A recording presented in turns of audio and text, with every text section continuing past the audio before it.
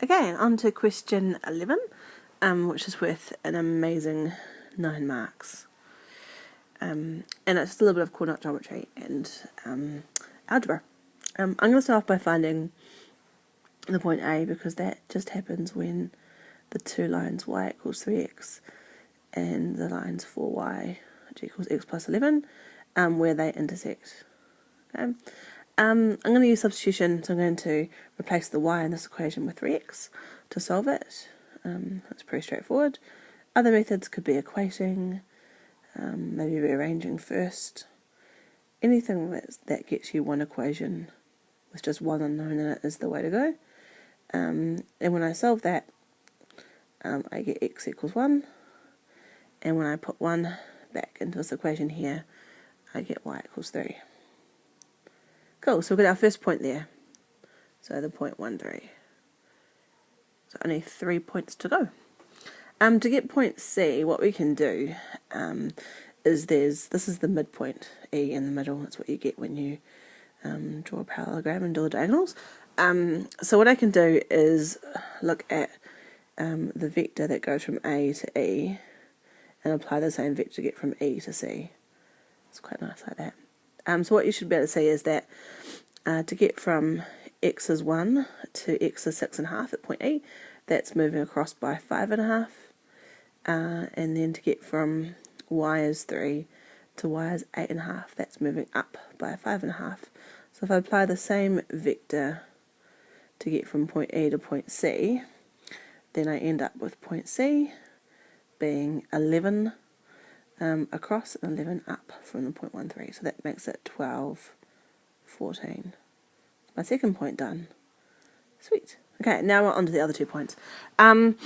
So what I want to do next is find point B.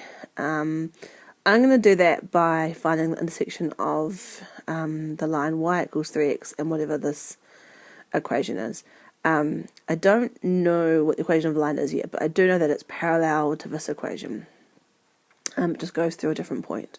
So if I just take that equation there, so 4y equals x plus 11, and I'm just going to rearrange it just for a second. So if I divide everything by 4, I'm going to get x over 4 plus 11 over 4. So that means for this equation here, the gradient is a quarter. Okay, so if I take that same gradient of a quarter and use a gradient and a point to find the equation of a line, I'm going to use my formula that looks like this. So m times x minus x1 equals y minus y1. So if I put in my quarter, put in the point on that line, which is the point 12 for x and the point 14 for y. And then if I do some expansion and tidy that up, so I'm going to get x over 4 minus 3 equals y minus 14. So y equals, is going to be x over 4 plus 11. Oh, my x doesn't look very good. Let's tidy that up. Cool, so now I can take those 2 equations, so the one that I just found, x over 4 plus 11, and the one that I already knew, y equals 3x. I can equate those to each other because they're both equal x, and I can solve it. So if I take a quarter of an x off 3x, I'm going to get 2 3/4 x.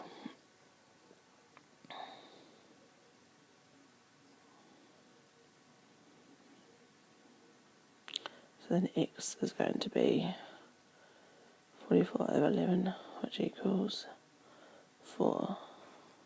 And again, we just have to make sure that we find our y value as well. So let's go back to this equation here.